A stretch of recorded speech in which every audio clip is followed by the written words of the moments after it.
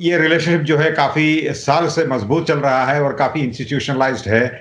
और भारत के लिए यूनाइटेड स्टेट्स में वाशिंगटन डीसी में बाईपार्टिसन सपोर्ट काफ़ी है, बाईपार्टिसन कंसेंसस है। और भारत में भी जहाँ तक एनालाइज करें तो ये जो एंटी अमेरिकनिज्म जो था 1990s में, इवन अर्ली 2000s में, जो एंटी अमेरिकन फीलिंग जो इंडिया में थे, वो काफ़ी मुझे लगता है कि निकल चुका है, जा चुका है।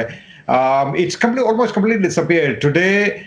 आई थिंक लोगों के मन में, इंडिया में, स्ट्रेटेजिक कम्युनिटी के अंदर ये थिंकिंग है कि भारत का सबसे बड़ा एक स्ट्रेटेजिक चैलेंज अभी चाइना है। उस चाइना को हैंडल करने में, चाइना चैलेंज को एड्रेस करने में एक ताकतवर देश जो है वो यूनाइटेड स्टेट्स है। उसके साथ हमें रिलेशनशिप अच्छा बना के रखना है। डॉक्टर साहब, 20 तकरीबन 20 के करीब अरकान जो है इस बाइडन की टीम के, बाइडन की टीम के, वो इंडियन ओरिजिन से किसी न किसी तरह से कनेक्ट करते हैं। Kamala Harris is one of the lead in the whole situation. आपको लगता है ये किसी न किसी तरह से इंडिया को बेनिफिट करेगी सिचुएशन? ये नई बात नहीं है। वैसे आप देखें तो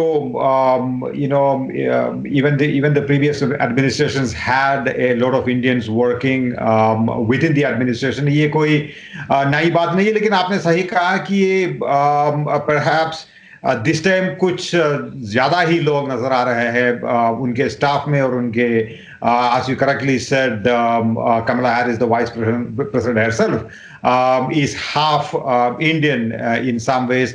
हाँ, कुछ I think up to a point this is going to make some sort of environment, positive environment or positive feeling towards India, Washington DC में। लेकिन मुझे नहीं लगता है कि इसका उतना भी फर्क पड़ेगा when it comes to a question of US national interest. I think these guys are going to focus on the national interest. I mean, for instance, यदि आप देखें तो ब्रिटेन में फाइनेंस मिनिस्टर इंडियन ओरिजिन के हैं, लेकिन उसका कोई असर इंडियन इकोनॉमी पे ना पड़ रहा है, ना रिलेशनशिप इंडिया यूके रिलेशनशिप पे उसका कोई ज्यादा असर नहीं पड़ रहा है। लेकिन कुछ चीजें जो थी वो हमने देखा, खासतौर पे for instance S-400 missile system जो कि रशिया से लेने की इंडिया की बात थी। उसके अलावा ईरान से ऑयल इंपोर्ट करने के हवाले से, बिकॉज सर्टनली ईरान पे जो पाबंदियां हैं उसकी वजह से इंडिया के लिए भी ये चैलेंज था कि ईरान से इंपोर्ट कर सके। और इसके साथ साथ हम देखें तो कुछ ट्रेड कंसेशंस की जहां तक बात थी,